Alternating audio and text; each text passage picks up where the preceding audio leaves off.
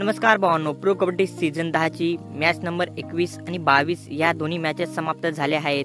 या मॅचेस नंतर points table मध्ये काय चेंजेस झाला आहे ते आपण आजच्या व्हिडिओमध्ये जाणून घेणार आहोत। त्याचबरोबर दोन लेग हे समाप्त झाले आहेत, म्हणजे अहमदाबाद लेग आणि यानंतर आता बेंगळुरू लेग सुद्धा समाप्त झाला आहे।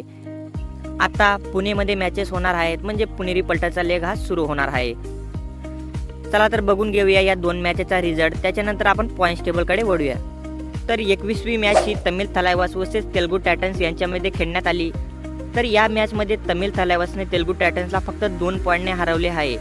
ही मॅच खूपच धमाकेदार झाली। या मॅच मध्ये तमिल थलाइवास कडून साहिल गुलिया यांनी एकूण 7 टॅकल पॉइंट घेतले आणि नरेंद्र कंडोला यांनी 9 रेड पॉइंट आणि 1 टॅकल पॉइंट घेतला।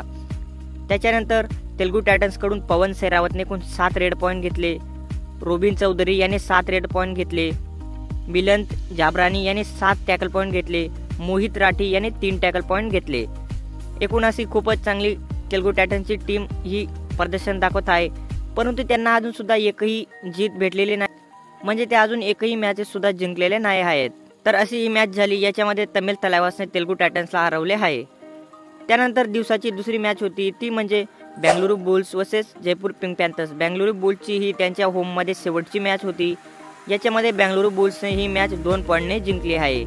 या मॅच मध्ये बेंगळुरू कडून सौरभ नंदल याने एकूण 5 टॅकल पॉइंट घेतले, भरत हुड्डा याने 8 रेड पॉइंट आणि 1 टॅकल पॉइंट घेतला। नंतर विकास कंडोला याने 8 रेड पॉइंट घेतले आणि अमीन अंटिल याने एकूण 3 टॅकल पॉइंट घेतले। त्याच्यानंतर जयपूर कडून बघायला गेलं तर अंकुश राठी याने एकूण 6 टॅकल पॉइंट घेतले आणि व्ही अजित म्हणून जो रेडर आहे त्याने एकूण 9 रेड पॉइंट घेतले। अशी ही दुसरी मॅच सुद्धा खूपच चांगली झाली। ही मॅच बेंगळुरूने जिंकली आहे। चला तर या दोन मॅचेस नंतर पॉइंट्स टेबल मध्ये काय काय चेंजेस झाला आहे ते आपण बघून घेऊया। तर पॉइंट्स टेबल मध्ये वरून सुरुवात करूया। त्याच्यामध्ये नंबर 1 ला आहे ती म्हणजे बेंगॉल वॉरियर्स। बेंगॉल वॉरियर्सने एकूण 4 मॅचेस खेळल्या आहेत। त्याच्यामध्ये बेंगॉलने फक्त 1 मॅच टाय केली आहे, त्यानंतर 3 मॅचेस जिंकल्या आहेत।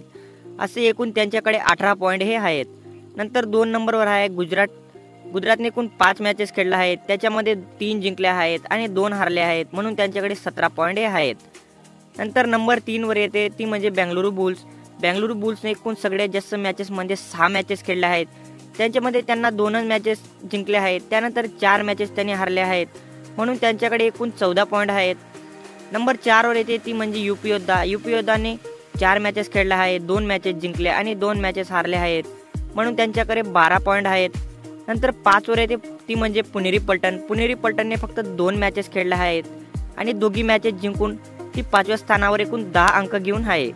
नंतर 6 नंबरवर आहे पटना पायरेट्स। पटना पायरेट्सने बी 3 मॅचेस खेळल्या आहेत, त्याच्यामध्ये 2 जिंकल्या आहेत आणि 1 हारले आहे, म्हणून त्यांच्याकडे 10 पॉइंट आहेत। नंतर नंबर 7 वर येते ती म्हणजे तमिल थलाइवास। तमिल थलाइवासने 3 मॅचेस खेळल्या आहेत, 1 मॅच हारले आहे, 2 मॅचेस जिंकल्या आहेत, म्हणून त्यांच्याकडे सुद्धा 10 पॉइंट आहेत।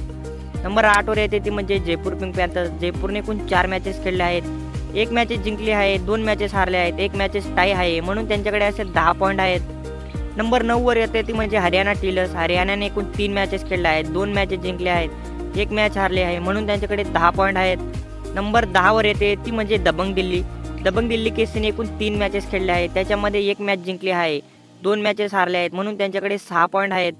यू मुंबाचं सुद्धा तसंच काहीतरी आहे, त्यांच्याकडे सुद्धा 3 मॅचेस खेळल्या आहेत त्यांनी, त्यामध्ये 1 जिंकले आहे, 2 हारले आहेत, म्हणून त्यांच्याकडे सुद्धा 6 पॉइंट आहेत।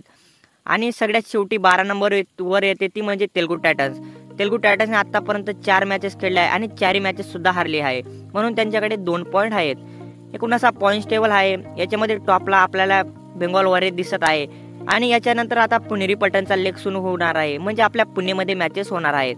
तर बघूया पुणेरी पलटणच्या मॅचेस कशा होतात आपल्याला पाहायला मिळेल। तर आजच्या व्हिडिओ पुरतं इतकंच। तर व्हिडिओ कसा वाटला कमेंटमध्ये सांगा आणि प्रो कबड्डी रिलेटेड व्हिडिओ असेच आपल्या चॅनलवर कंटिन्यू येणार आहेत, म्हणून आताच आपल्या चॅनलला सबस्क्राईब करून घ्या।